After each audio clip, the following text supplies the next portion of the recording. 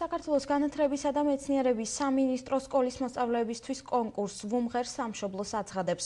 კონკურსში მონაწილეობის მიღება შეუძლია საქართველოს საჯარო და კერძო სკოლის მოსწავლეებს გუნდის ან ჯგუფის სახით. კონკურსში მონაწილეობის მსურველებმა უნდა წარადგინონ სიმღერა, რომელიც შესაბამისობაში იქნება კონკურსის თემატიკასთან. საკონკურსო სიმღერის ვიდეორგოლი სკოლამ უნდა ატვირთოს ვებგვერდზე youtube.com.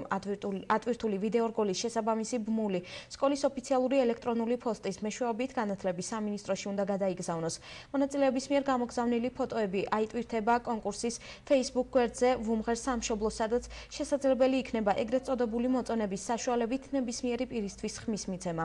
გამარჯვებულს შესაბამისი კომისია გამოავლენს, მათ სიგელები და ფულადი პრიზები გადაეცემათ. კონკურსი ორი მიმართულებით იქნება და შეფასდება ორი მიმართულებით. პირველი ეს განათლების და მეცნიერების სამინისტროს სპეციალური კომისია შეაფასებს და ისე გამოავლენს გამარჯვებულს და მეორე Facebook-ზე მოწონების მხრივ, ვინც მეტ ხმას მიიღებს, მეორე გამარჯვებული იქნება ეს. და აქვე მინდა დავამატო, რომ მნიშვნელოვანია, როცა სკოლები ვიდეორგოლს ატვირთავენ, არა, თან სპეციალური ბმულია, სადაც უნდა შეავსონ ცხრილი.